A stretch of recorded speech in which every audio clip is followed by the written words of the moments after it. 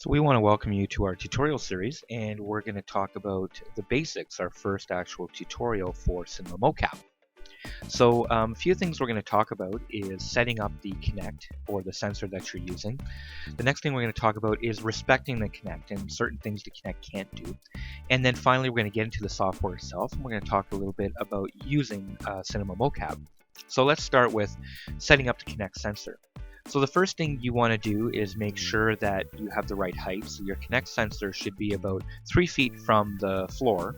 And also you want to make sure that you have a lot of room space. So nice wide open space with no furniture or chairs in the way, or else something like this might happen where you could... So definitely don't let that happen to you. Keep the space clean. As far as distance, the optimal distance that you want to stand from the Kinect is anywhere between 10 and 12 feet. If you stand in that space, then you can actually put your arms up and the sensor will still pick up all of you. And the diagram is just showing optimal distance is anywhere between 8 feet to 11 feet, and 12 feet allows you to put your hands up in the air. So respecting the Kinect. Hey, Kinect? Kinect. Yeah, you and me, we've been through some great times. You know, I really respect you. Yeah, no. Not that kind of respect. But what the Kinect can't do are things such as...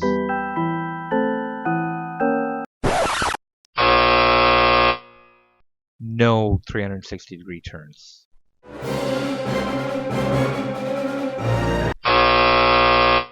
Ooh, no somersaults. Youch.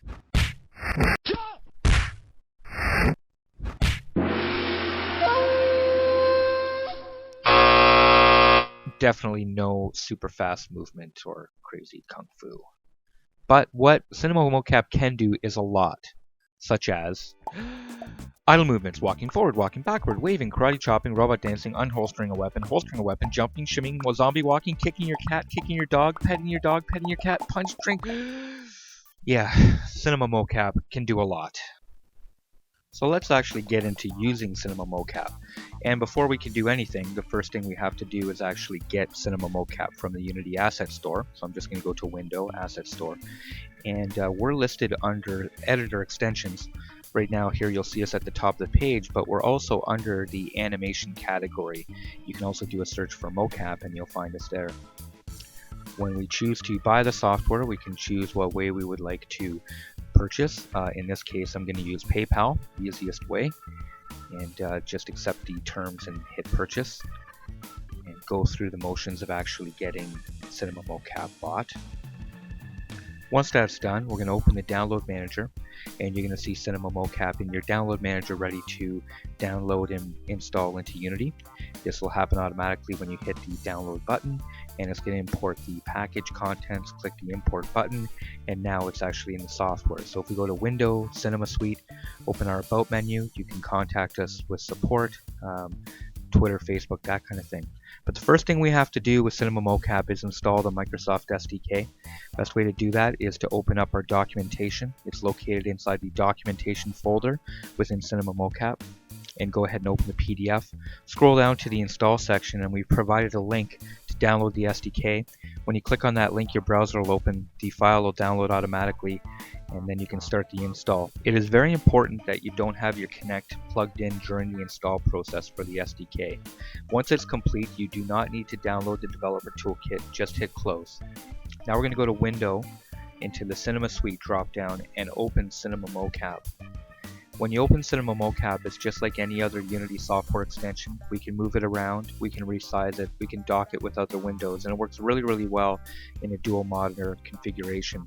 So to test that the SDK is working, just plug your Microsoft Kinect back into your computer and then hit the device tracking button until it comes on, and you'll actually see the sensor window show. So let's go through some of the functions now of Cinema Mocap. First thing is the viewer, so you can actually view the full image that the camera sees, or you can view the depth image that the camera sees. We typically keep it on depth. As far as resolution, you have three options. This will determine the resolution of the actual capture window, not affect the actual resolution of capture. That's done under smoothing options, and we've provided smoothing options from light, moderate to heavy. If you go, the heavier the smoothing, the slower the capture, but the more accurate the capture is. We find that we get very good results by just keeping smoothing options on light, but feel free to experiment whichever might work best for the animation you're trying to capture.